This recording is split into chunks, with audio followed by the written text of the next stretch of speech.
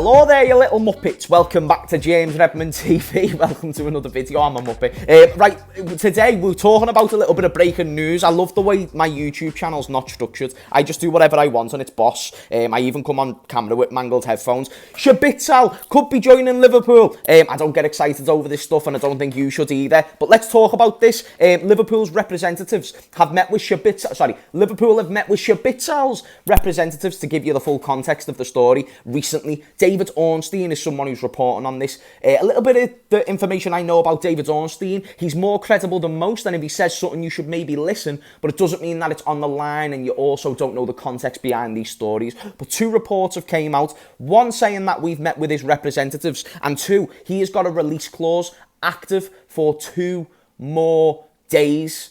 2 more days. Now, this is a great opportunity to delve in to the FSG situation or the board of directors situation. Let's talk about the board of directors because they're the ones employed by FSG. And FSG are the ones who control the finances of the football club. And it's a 60 million buyout clause. I believe, if I'm correct, it's 60 million euros buyout clause. Now, it will be tough to get this done in the next couple of days. I also don't know the logistics of, can Leipzig, I'm assuming because it's in the contract, if Szoboszlai agreed with Liverpool within the next 2 days, which will be difficult because they've got to agree wages, bonuses, and everyone's got to be on the same page. So as much as it could be a bargain to go out and spend 60 million on Szoboszlai opposed to whatever you're spending if the release clause is no more. Because let's be honest, if that release clause is gone, if this signing isn't made in 2 days, I don't care if you met with him and he said yes there and then, you have to get him to sign that contract for that 60 million pound clause to be activated, and for that to be done in the space of 2 days. Now, it could be more. Maybe they've been speaking for the past couple of days, which makes it 6 days a week. I don't know. And it's always very behind the scenes, this stuff. Like, when have you heard of Szoboszlai this summer? Until now, Liverpool do this thing with Gakpo. This is why I've been trying to be patient in a sense of I don't expect signings right here, right now, but I will make a full judgment when it comes to deadline day. It's just one of those things where, if we don't do the necessary things by deadline day, that's a problem. So I don't mind if it's not right here, right now. Also, I know Liverpool do business behind closed doors, so I will not be surprised to see this signing done just because it came out of nowhere and now it's already linked with credible sources instantly. But then I'm also a little bit sceptical because I've just mentioned the contract situation. It's a lot to resolve in 2 days. So it depends where we are in the process, and it depends on the situation with the player, I suppose. I mean, I'm imagining if it's a release clause, Leipzig don't really get a say if the player agrees to come. Now, what's a thing that we've done recently with Leipzig? We gave them Fabio Carvalho. So it makes me think, is this maybe something that was in mind previously? Is it something that hasn't reached the surface that could already be done? I doubt it. But, you've got to be speculative because, the 2 plus 2 isn't always 4. So just because Carvalho went there, it doesn't mean that now Szoboszlai's going to come to us. But I don't think this is one of those made-up stories to where because Carvalho's gone there, Szoboszlai, will come to us. I don't think that's how it came about. I think Szoboszlai is someone we've identified. It would make sense if we identified such a player.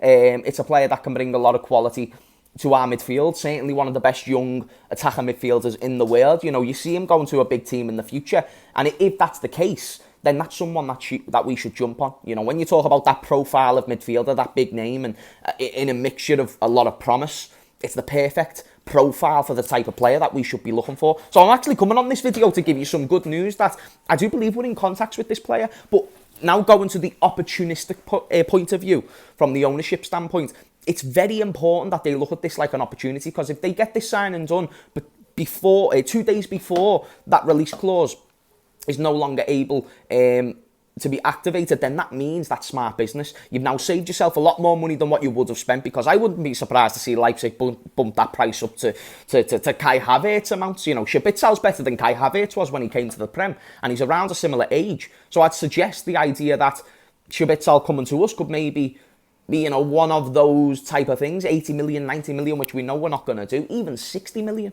is something I'm thinking like, So we better not get into a bidding war with Leipzig because they'll smash us there. What we should do is make sure we give everything we want to this player. If we really want him, if Klopp really wants him, give everything you can to this player. And I do think he would add some great, significant squad depth that is very much needed. And I was going to look for my water, but I can't find it. So I raised the question to you guys in the comments down below. Is this a signing you'd like? 60 million, and then let's say we don't get him. Is that an opportunity missed for a top class midfielder? And then if it's an opportunity missed, you know, it's another one bite the dust. And listen, the transfer window works in a way that you're going to miss out on most targets and maybe get a couple. But here's the score. It's very important that we look at this and suggest, okay, why would Szoboszlai not come to Liverpool right now? If we can offer him more wages, we can offer him a platform, and all the incentives that involve being a good player, a good project, and all these things, you know, with Nunes, Gakpo, McAllister, you know, if you pitch it this way to him, then you tell him the intentions going forward, and you show that through the numbers that you give him, then I think that's a possibility to get it done. So, not one that I'm saying is done, not one that I'm saying, oh yeah, let's get excited. But I do believe this is one that we can take with a little bit of credibility to a degree, and see, or at least keep an eye on how it develops over the next couple of days. Because there's some transfers like Kone, I didn't entertain that for too long because it was just one of those transfers where I don't think it was legit. You know, same with Barella and all these things. There's news that comes out that you just don't entertain. Unless you're going to laugh at it, you just don't entertain it.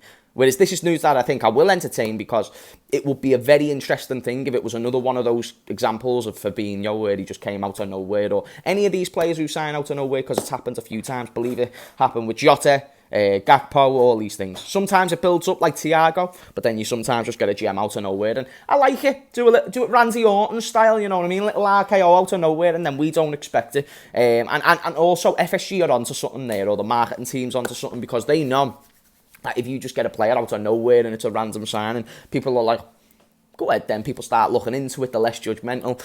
Because if you let a story build up, people have then built their opinions over time, and then therefore it already has a preceptive, you know, sort of story before he's actually wore the shirt, whoever the player may be. So FSG, and I think it's actually quite clever, they like to avoid that side of it, but you know, if you agree that they control the media and therefore they limit certain things from getting out, then you can't dispute the idea that they probably tell the media to say certain things, because to build good relationships with media, you can't speak in certain ways about certain clubs, and clubs will only give you a certain briefing and category to talk about.